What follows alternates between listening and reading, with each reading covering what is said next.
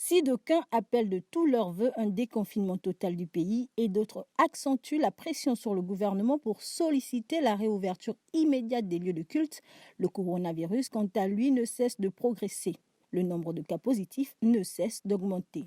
Selon le COPIL, le pays compte exactement 7189 cas à ce jour, dont plus de 600 nouveaux enregistrés en l'espace d'une semaine.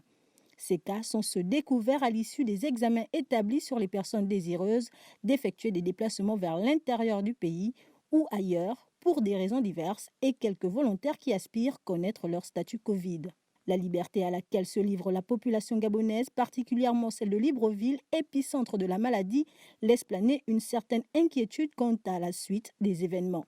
Mais surtout, ouvre la porte à la possibilité d'un retour au confinement pour juguler de façon définitive ce virus qui affecte le monde. Si le pays avait pris des dispositions dès le départ pour mieux faire face à la pandémie, la population et ses leaders doivent soutenir et accompagner un peu plus ces actions afin d'éviter au pays une catastrophe sanitaire non maîtrisée. La prudence est donc de mise. De nombreuses violations de règles de distanciation physique et mesures barrières sont encore à déplorer dans une capitale infectée aux allures de ville libre et presque déconfinée. Le Gabon aujourd'hui, c'est donc 7189 cas positifs de Covid-19 détectés depuis mars dernier, dont 4682 guérisons à ce jour et 49 morts. Un rappel des règles d'hygiène et gestes barrières reste de mise. Se laver fréquemment les mains avec de l'eau et du savon ou un gel hydroalcoolique.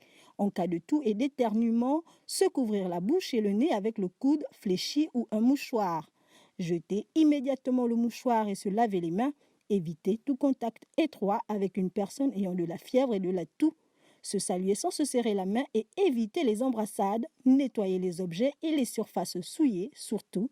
N'oubliez pas, le 1410 reste le numéro vert. Il est gratuit et peut contribuer à sauver des vies.